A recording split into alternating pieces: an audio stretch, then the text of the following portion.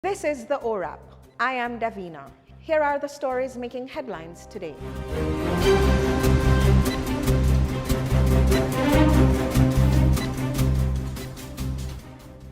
Police were summoned to the Cornwall Regional Hospital in St. James on Tuesday after friends and family members of a male patient demanded his release from the facility.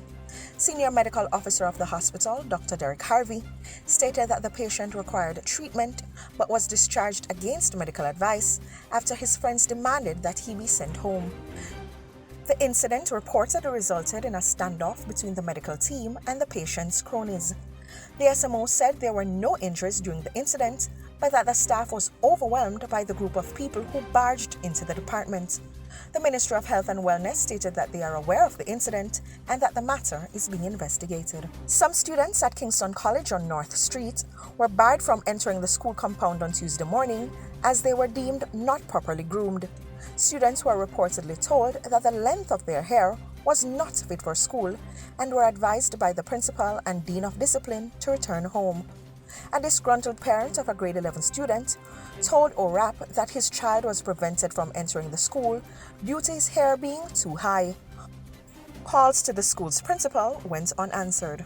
Police have located a man who was seen in a video holding what appeared to be a rifle.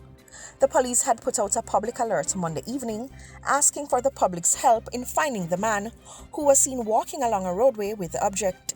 The man is said to be a resident of Old Harbour Bay in St. Catherine and is believed to be of unsound mind. The man claimed that he gave the weapon to two young men. Some officers have stated that they believe it is a toy gun. Vice President Kamala Harris tested positive for COVID-19 on Tuesday, the White House announced, underscoring the persistence of the highly contagious virus, even as the U.S. eases restrictions in a bid to return to pre-pandemic normalcy. Harris's press secretary, Kirsten Allen, said neither President Joe Biden nor First Lady Jill Biden was considered a close contact of Harris in recent days. In regional news, disgruntled members of the coalition Team Unity government Tuesday confirmed that they had filed a motion of no confidence in Prime Minister of St. Kitts, Dr. Timothy Harris, even as they left the door ajar for some form of reconciliation to end the rift that has split the 60-year-old government.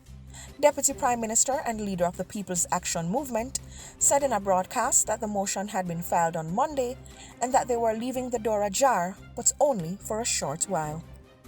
This has been the ORAP. Catch up with these and other stories on JamaicaObserver.com. I am Davina.